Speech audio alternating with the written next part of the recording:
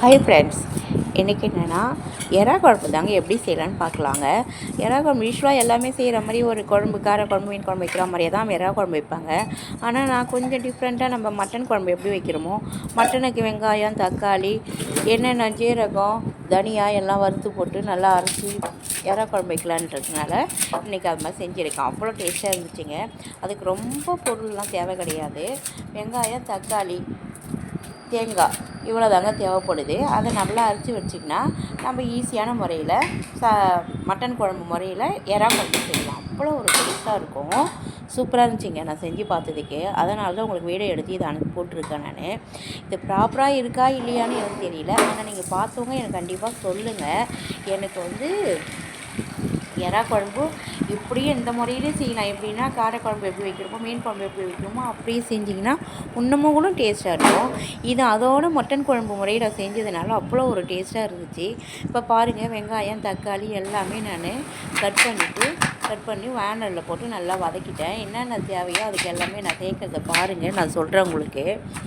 ஈஸியான முறையில் தாங்க அவ்வளோ ஒரு டேஸ்ட்டாக இருந்துச்சு. அதுக்கு மிக்சியில் நல்லா அரைச்சிட்டு சேர்த்தோம்னா குக்கரில் ரெண்டு விசில் எறா போட்டு செஞ்சிங்களா, மட்டன் குழம்பு எப்படி இருந்துச்சோ அதே டேஸ்ட்டில் இருந்தது. நல்லா இருந்துச்சு. நான் ட்ரை பண்ணி பார்த்ததுக்கு நீங்கள் ஒரு முறை நீங்கள் ட்ரை பண்ணி பாருங்கள் எப்படி இருக்குன்னு சொல்லிவிட்டு. இப்போ நம்ம பாத்திரம் வச்சு எல்லாமே வதக்கி விட்டுக்கலாம். அந்த கத்திரிக்காயில் இருக்கிற மேலே வர காம்பை எடுத்துடணும்.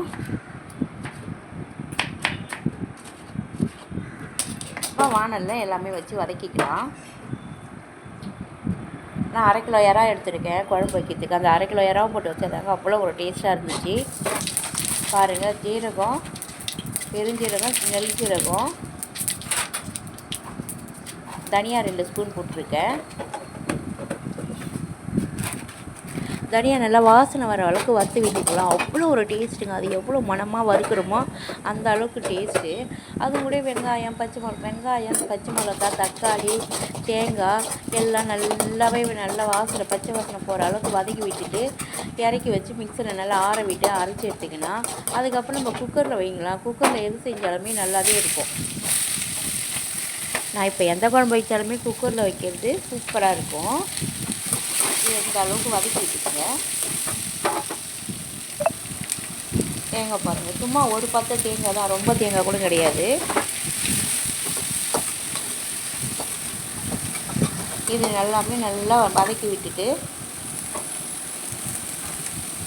ஆற விட்டுக்க வேண்டியதாங்க. இதை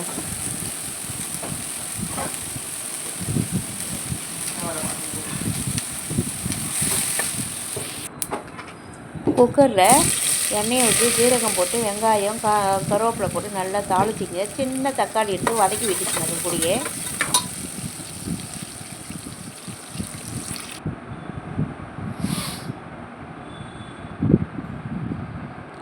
உருளைக்கிழங்கு, ஒரு சின்ன முருங்கைக்காய், இந்த 2 சேர்த்தாலே அவ்வளோ ஒரு டேஸ்ட்டாக இருந்தது. பொதுவாகவே ஒரே ஒரு முருங்கைக்காய் போட்டு எறா குழம்பு வச்சாலே அவ்வளோ ஒரு அருமையாக இருக்கும். நான் கொஞ்சம் டிஃப்ரெண்ட்டாக இருக்கட்டுமேனு இதை மாதிரி வச்சுருக்கேன். ஆனால் நல்லாவே இருந்தது. நீங்கள் ஒரு முறை ட்ரை பண்ணி பாருங்கள் எப்படி இருந்ததுன்னு. பாருங்கள், எல்லா மசாலாவும் அரைச்சி ஊற்றியாச்சு. நமக்கு கெட்டியாக வேணுமா இல்லை கொஞ்சம் தண்ணியாக வேணுமா, எந்த அளவுக்கு வேணுமோ குழம்புக்கு ஏற்ற மாதிரி நீங்கள் செஞ்சுக்கிங்க. தண்ணி ஊற்றிக்கிங்க. நான் கொஞ்சம் கம்மியாகவே தான் வச்சேன். இப்போ பாருங்கள், நல்லா ஒரு விசில் வந்தது. நிறுத்திட்டு இறக்கி வச்சுட்டேன். இந்த வீடியோ நீங்கள் பார்த்தீங்கன்னா கண்டிப்பாக எப்படி இருந்துச்சுன்னு கமெண்ட்டில் சொல்லுங்கள். இது பிடிச்சிருந்தால் நம்ம சேனலை சப்ஸ்கிரைப் பண்ணிக்கோங்க. பாய்.